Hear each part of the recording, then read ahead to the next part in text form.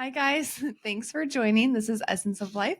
Today, we're talking about how we see the world. I'm Amanda Armagost. I'm Melissa Haber. And I'm Dr. Abbasi for Essence. So what are you doing today? We are doing another philosophical topic, and you chose this one. Ooh. Do you want to say it out loud?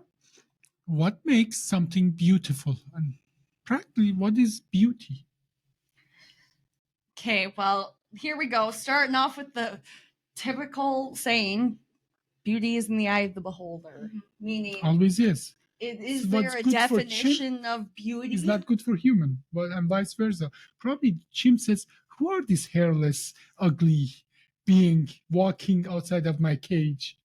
So Probably. Great answer. No, they're probably like, who are these terrorists who lock me in a cage and then come and bring their children to point at me?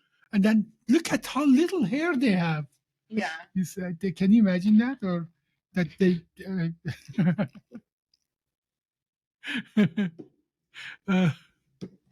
I guess I almost struggle to grasp the concept that animals can have full thoughts such as that I know, hear me out. I just don't have that. Like, I'm not saying they don't have the thought process, but the emotions connected between it to understand that they are the ones being caged and they are the ones being, quote, controlled and kept. I think they know that they're being caged. To certain level, they do. Sure. Now, Yeah. There is actually this test has been done before. You're talking about if an animal understand that they're distinctly different than the others. Do they have self-awareness? Like an ant can walk on mirror all day long, but nothing happens. Snake can look at the mirror all day long, nothing happens. Some other animal, when they see in the mirror, they see an enemy, another animal, and never recognize it's them. But chimps, gorillas, and so on, when they look in the mirror, eventually they understand that's them. Sure. Same with chickens.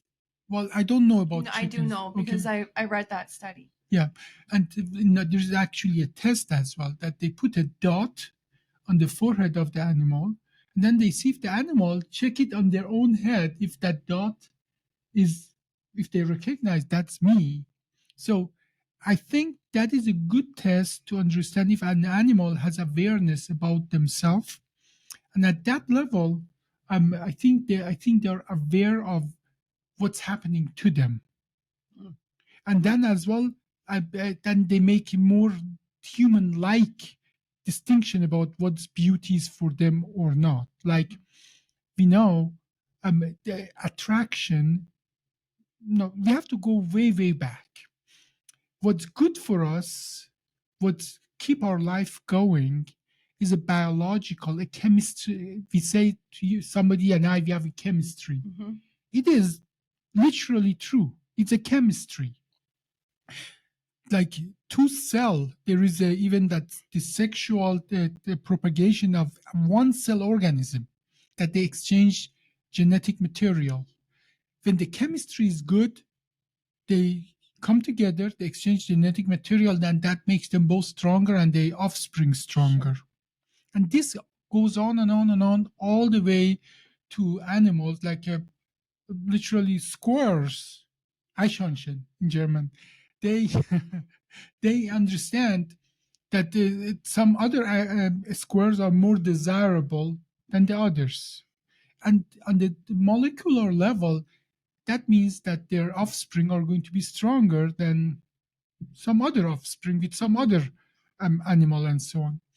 And now we continued all the way to human, which at the end is in my opinion, is a quantitative kind of that the other animal has awareness, they have sense of beauty, but for us is just more solidified that the things that are good for us, we accept them as beauty. Things that are not good for us, we see them as ugly or undesirable. Absolutely. I mean, I would agree based off of that sentence alone. Now, I take, for example, I'm in a relationship. We're happy. Things are healthy. I think they're the most attractive person in the world. I find them beautiful. Say they do something undesirable. You break up. They're no longer in your life. Suddenly you look at them like, what the heck was I thinking? Oh my God, yeah. Like, they're not even attractive. Like I was blind. You're embarrassed. You're But like, what? you know, and you think back, it's kind of that same thing, you know, when they were in your corner, the symbiotic type relationship, you see them as beautiful, you want to see them. And then the opposite and vice versa. I think it's crazy. It is chemistry, truly chemistry. I'm going to tell you a few studies that are extremely powerful. Let's start with a study that, and the beauty goes beyond our visual beauty, right? Okay. Now, if you broaden it, like smell can be beauty, food can be desirable, delicious versus not delicious. A sound can be desirable, beautiful versus just Even a screeching. touch. Even a touch. Sometimes when I'm in yoga and I get into a specific pose, in my head I'll literally be thinking like, this is delicious. Like this is a beautiful feeling that I'm having. And I'm not the only one either. No. This is all truth into that. See, this is again, our body has needs, our biology has needs. Things that helps that biology is considered as positive attributes that we call it delicious, beautiful, harmonic, and so on. And things that harms it, we call it as just the opposite.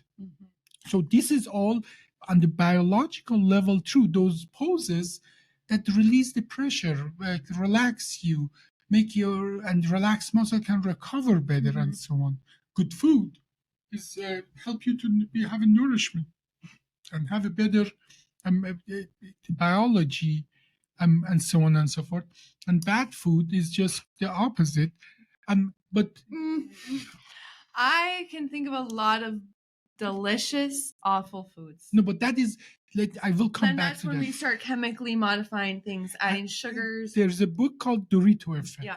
Okay? We will come back to that. Let's talk about nature. Yeah. In the nature, what your body desires is good for you. What your body it goes away, like if you go, there are smells that makes you vomit. Right? Like if you see somebody else vomit, you vomit, right? What? Vomit? What? Just giving me the arm. Stop saying But you know why? Why if you see somebody vomit, you will vomit again? As well. Did I say it wrong? Right. Vomit. Vomit? It's just Alyssa and I have this inside joke where we say, "Do you ever get the arc to vomit?" Okay. Well, thank you for putting this on video again for me. No, so seriously, vomit. Why? Throw up? Well, why when you see somebody throw up, the sight of it and the smell of it make you sound as well? Why? Well, because if someone else near you is throwing up, maybe they ate something that's bad, or there's something bad in the water that's making them throw up. And long time ago, the whole community ate together. Exactly. So then it makes you feel like, oh, I should probably throw up too. No, it's not. You don't think. It automatically happens. If you see people around you are vomiting, your body says, what you ate, it's the same thing what they ate. It's going to kill you. Get rid of it. Yeah. You see that there?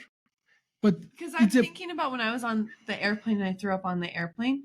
Part of which one? I did that once. So that one time. Part of it also was because the people around me were throwing up. And I was hearing them throwing up. Okay, but that's you see, both sides, repulsion and attraction, and which is beauty is part of it, is woven into our biology.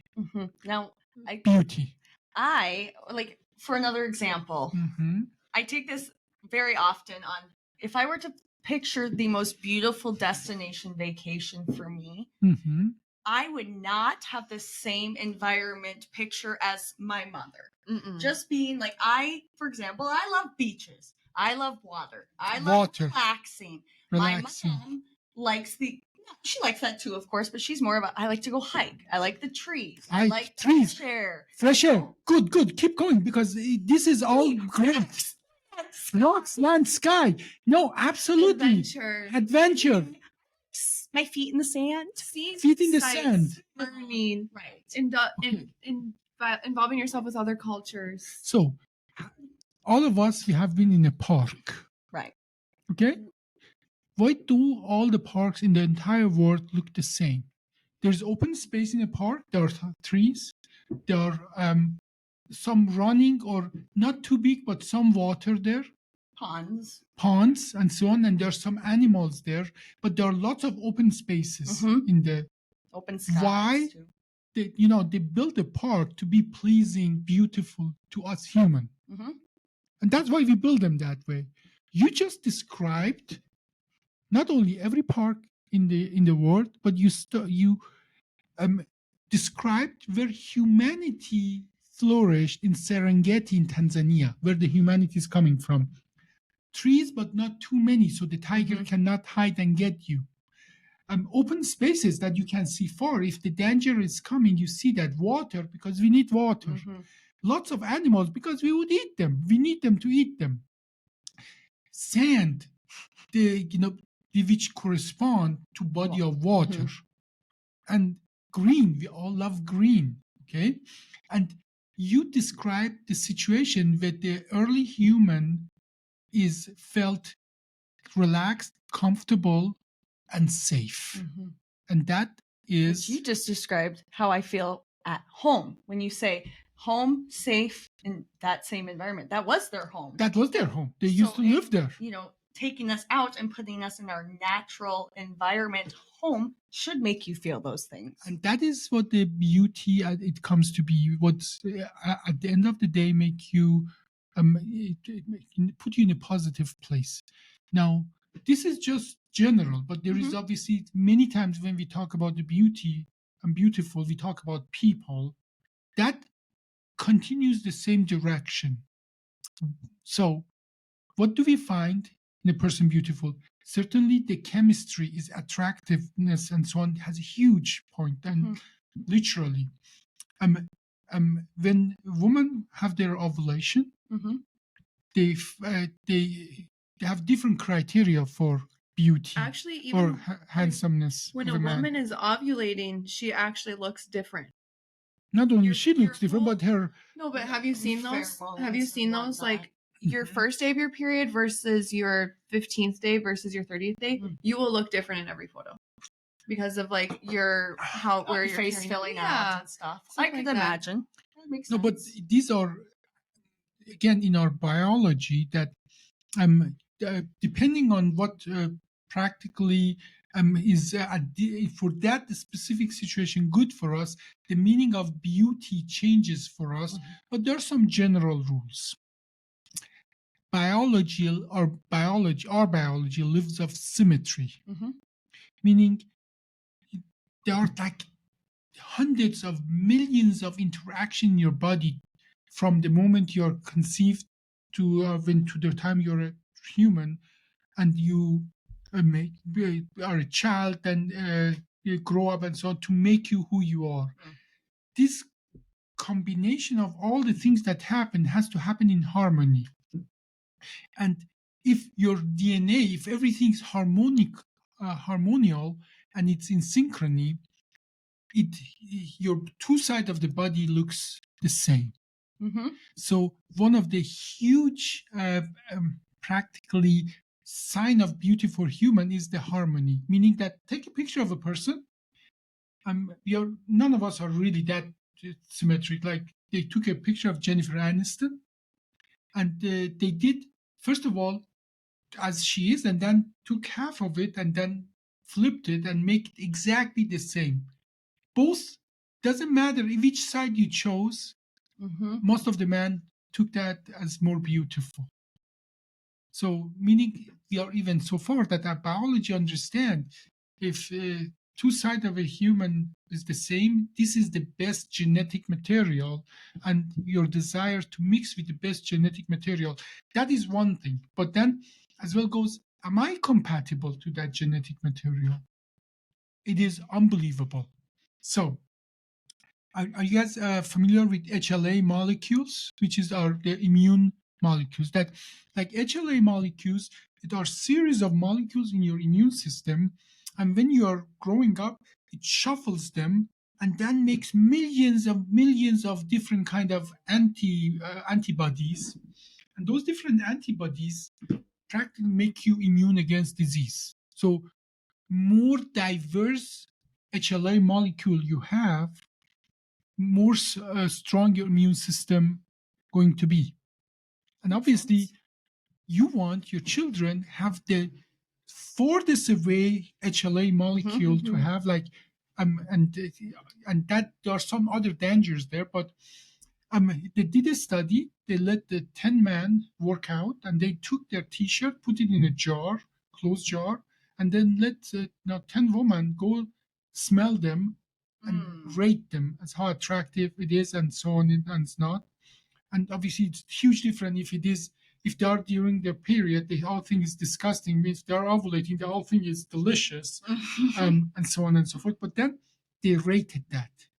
Either way, what they found out, further away your HLA molecule are from each other, more attracted you are even to that smell. That makes sense. And it's interesting that if you find the smell attractive, then that face is more attractive to you as well, more beautiful to you. I completely agree. They did something very interesting though, and that's amazing. They put a T-shirt or something from a brother or a father as well in the mix. Almost everybody thought that disgusting because the HLA molecule they didn't know even that's their family member, but that is how deep this biology goes. And again,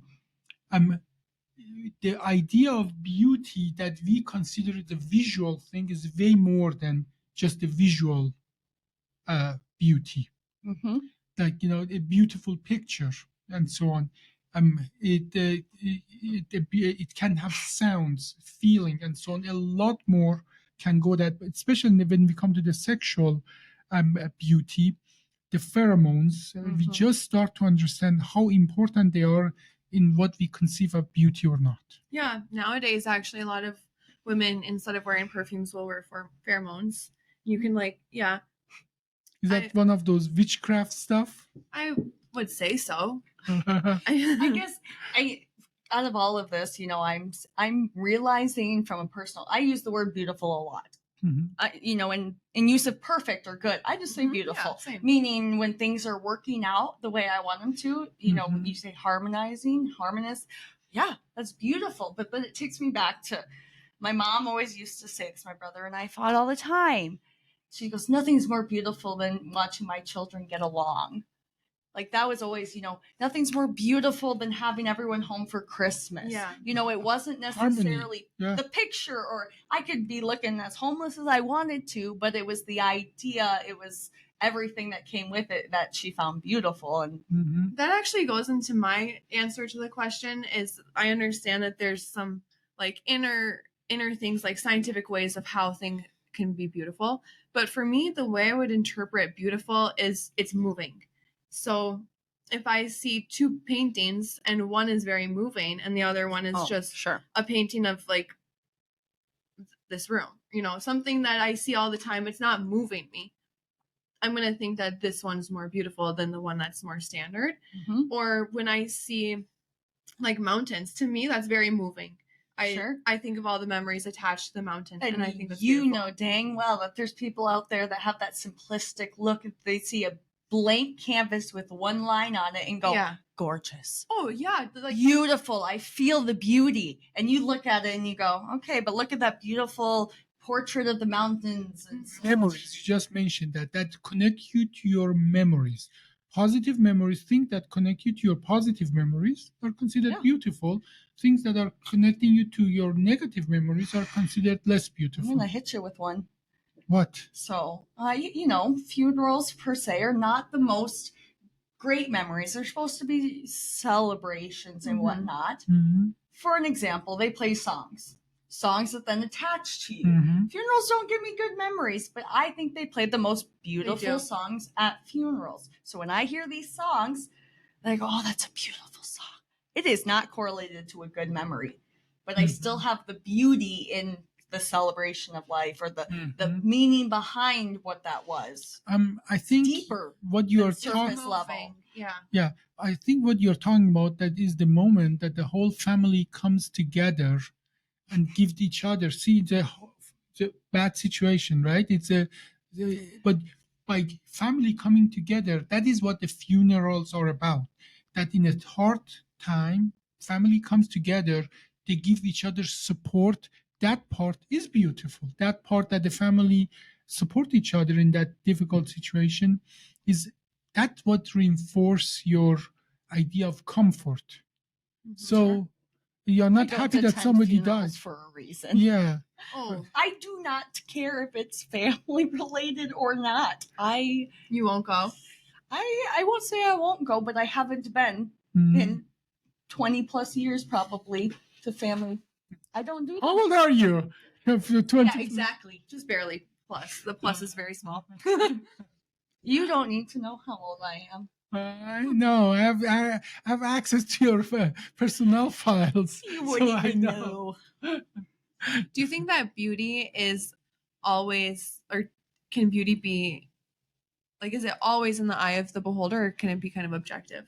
Well, it's a statistic. Statistically, we know symmetry is beautiful. It's almost it make me sad, but in all cultures, whiter or the lighter colors are considered Not every beautiful. culture. No, in all No, cultures. not every No, but let me tell you why.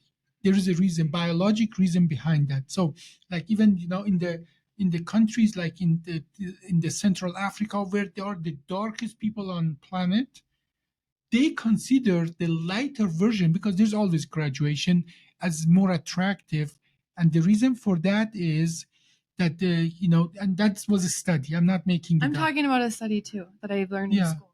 Okay, well, you tell about your study, but here is because if you have lighter color, skin disease and some practically metabolic disease, they show up so much faster. If you have darker color, you can actually it doesn't show easier, and that sort of says, okay, you have a liver problem, you cannot have you have a genetic problem, lots of those things, and that is the study that I read, and it's almost it makes me sad. But even like in Chinese culture, in African culture, and so on, they're considered their lighter version better. Now, having said that, all cultures they have an affinity to their own culture. So xenophobia or this they've been fearing other people from other culture has been all along. We have to recognize the nature of humanity if we want to overcome our own racism. Okay, we have to recognize that. Now, everything I told you about, it is within your culture, within your uh, immediate existence where you grew up. Like people in Germany are attracted more to people in Germany than people in China. People in China are attracted generally to more people to China than people in Germany, and vice versa. Mm-hmm. But once you look at their own culture, the lighter skin color are preferred because you can less hide genetic disease. So Well, what did you It learn? was also other reasons too. The lighter skins were doing less manual labor outside, Had more money. had more money. Why is that? Why would they have less manual labor? And Because when you're working outside in the fields, you're under the sun. oh, I see. So your Tan. skin will be tanner. So Some people don't get tanned. So the lighter pastier Get pink. people, yeah, but you get tanned under that. But the lighter pastier people and the larger people, Larger, yep. mhm, You need were that. more beautiful at Desirable. that time. Yeah. For a Because- long time, yeah. Yeah. Being a large, voluptuous woman was the ideal of beauty. When did it turn that skinny is more beautiful? Do Well, you know it that? changes When? about every 10 years. Like it's very cyclical. It still is changing. To my best knowledge, within the last 100 years, it turned around. Actually, in the last 70 or 50 years, is that being skinny is sign of beauty. Because before that, if you're skinny, you cannot produce children for my future. I'm not going to mix my genetic material with you. Being skinny, just in the last, this was actually this is one of those things that our TV culture, our advertisement yeah. culture pushed through, and now the idea of beauty is tall, skinny, almost starving kind of things. It's very cyclical. So it pretty much every 10 years cycles. I wouldn't say right now it's very tall and skinny. it actually, I would say that was more in the 90s. So maybe that's what you're thinking about. Mhm. But it very cycles. Like you can think 2016. I would agree. I would Mhm. agree. The desire. I mean, I don't really aim for body types per se. I aim for confidence. Mhm. But when you look and you watch these people, I'm just going to put it out there. The Kardashians, for example, we have seen a lot of different body types, a lot of different manipulations based over the years. And when you sit down and you look at the evolution based off of the trends, it's actually crazy. You know, they've had work done to make things bigger, and they've had them reduced Mhm. based Very off recently. of the trends. And it's Or sometimes they set the trends. right. Now, Yeah, here's an do. example that I want to talk about because I've been seeing it a lot. Have you heard of a BBL? Do you No. know what a Brazilian butt lift is? We've talked about Oh BBLs. yeah, Okay. yeah, Brazilian. So where you take fat from your Mhm. belly, put it in your butt. Correct. Okay. You know, No. that's I feel like the trend's still there, but it was very heavy. It's not still. Now Yeah. there's been a lot of word going around on how big butts were huge. I like big butts and I cannot lie. Mhm. And now there's that thing of petite, and then Yeah. they go, Yeah. all these people went and got these BBLs because it was the desirable shape. And now look, the desirable shape, as Amanda said, 10 years from now is not going to be that big old chunky badonky. And also, And now what do you do? also it's not, I think we're really focusing a lot when we're thinking about body shape on the US, because that's also very cultural based too. If you look at specific tribes in Africa, they're not really into the very skinny girls. They want someone who's thick, who can Who can carry bear them children? Yeah. It's, Who can go work in the field? yeah, so it is very Put much. some of those skinny people in the field. See how they do. And maybe they're skinny because their family doesn't have enough money to feed them. They're malnourished as a child, things like that. So I would say it is very subjective. And it's It's and crazy another how that yeah. changes so Mhm. to me fast, Yeah. but yet it's been decades, years, centuries in the making. Did you guys know that there are more variation in human genome in Africa, like 1,000 times more than in the entire rest of the world? Like two tribes in Africa, they are more separated from each other than the Chinese and European. Oh, wow. Did you know that? I didn't. I didn't. And that has been extremely surprising after we have done these DNA things and Sure. tests Oh, yeah. and so on. What does that mean? That this is the cradle of humanity, Yeah. and it has been all those variations. Few got out and then spread, and then just within the last 10, 20,000 years, then we have all these different variations. So I think you just said this, but I want to clarify. Like, so are you saying that, or is the theory that there's a lot of genomes in Africa, but only few people can spread out, and then those few people a have few spread people out. did. Yeah, no, few people did, and then those genomes are in those areas, but there's still a lot of people that weren't spread out, so Yeah. they're more concentrated. There is more variation. So you go like 100 miles away in Africa, there is more variation between the folks here and in 100 miles than there is variation between the people in Siberia and Europe. Mm. Okay? So what that means is, that number one, that means the color is bullshit. It's nonsense. The color of the skin is not what really separates you from other humanity. But there is a genetic variability, but the rest of the world is, it has a fraction of a variability than Africa, because that is where the humanity is coming from. That is where all this variation existed, and some of them by chance or whatever got out, and most of them didn't. That's why they have more variation there than anywhere else. But coming back to that, yes, it's true that based on your genetic predisposition, you consider other things that are good for your offspring, and you don't decide that. You don't look at the picture and say, I'm going to like it or I'm going to dislike it. You look at it, you automatically like it or dislike it. So what do you think about people that, like, for instance, a girl who ends up going for the worst guy every time? So she knows like drug dealers are bad for her, but she's still going for thugs and drug dealers. So that is actually, no, that's not one girl. No, it's Here. Okay. No, it's not. Why? Okay.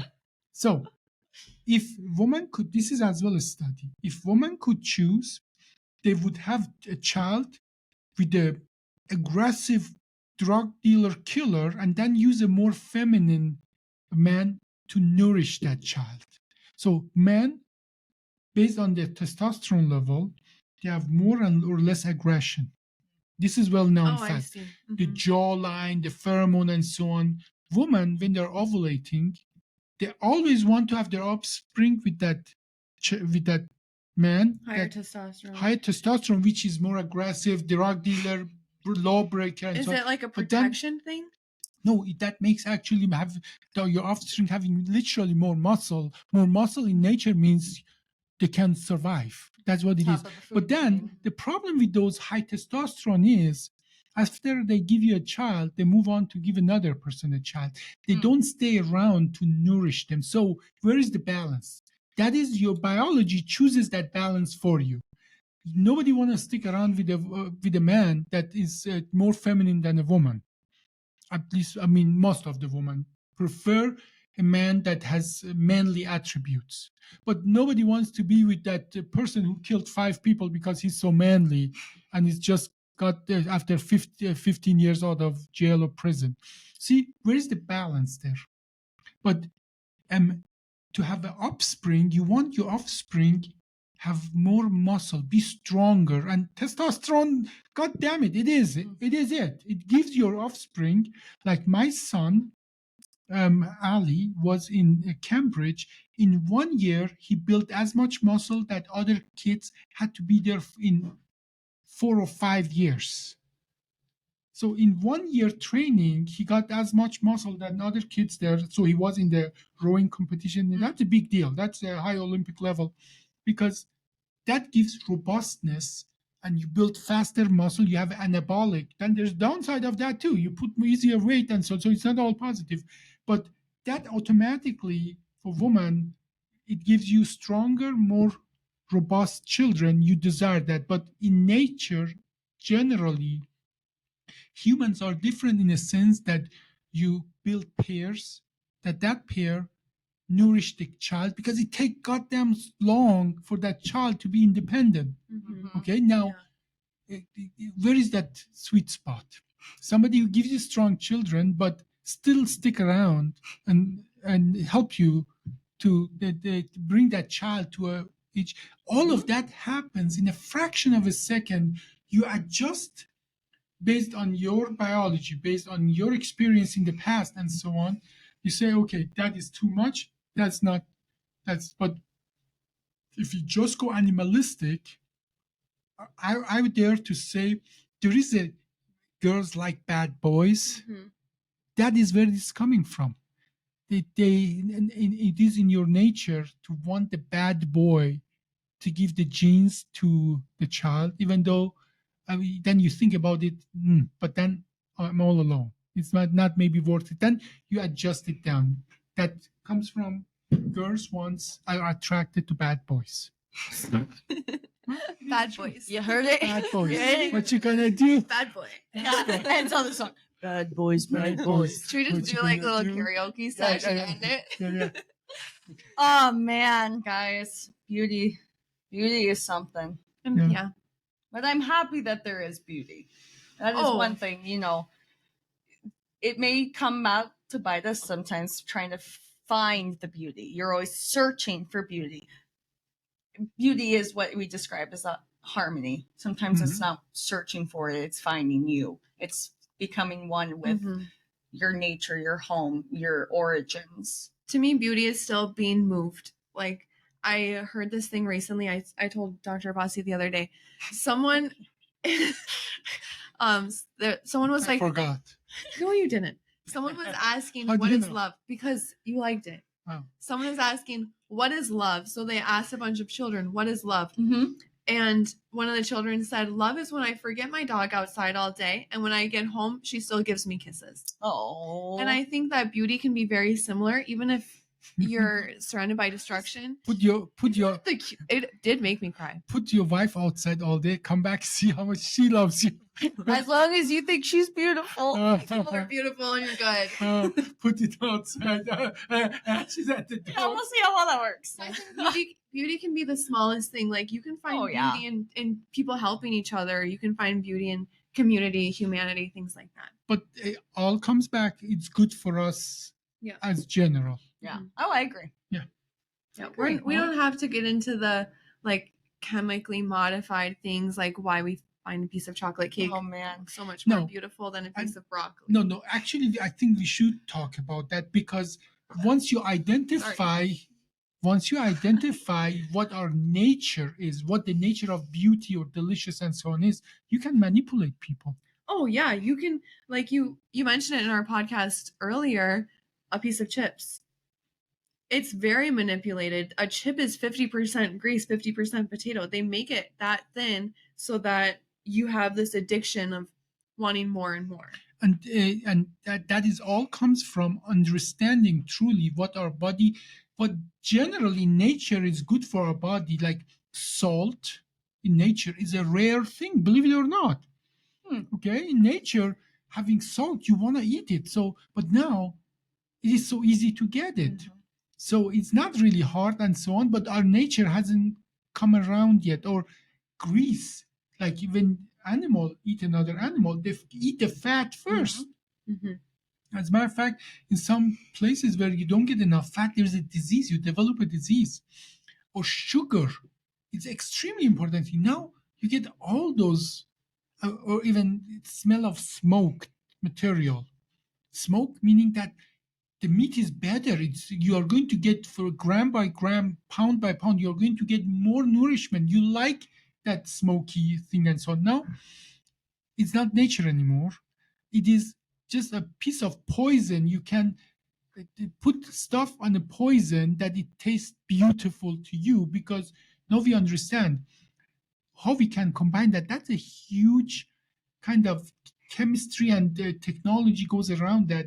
You can make a combination of anything that tastes like anything. You can fool your sense of beauty by masking those sensors that your body is looking for. So does our body ever mask the sensors on its own? Because I'm just thinking, like, I'm obviously European descent.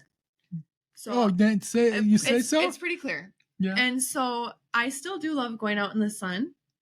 And get pink? And I think the sun is beautiful. I feel like the sun on my skin is beautiful. But then an hour later, my skin is like totally arguing with me because I'll be completely sunburned. Yeah. So is that like, is my body tricking me or something? No. Your body, okay. There is a reason, like white people are white. We have less melanin. You have less melanin because when we moved out of Africa, and that happens within 1,500 years. I mean, so fast in the human evolution, that's like negligible. So you imagine when we moved out, we were barely has clothes on. Mm-hmm. And you move north and north, and you get less and less sun.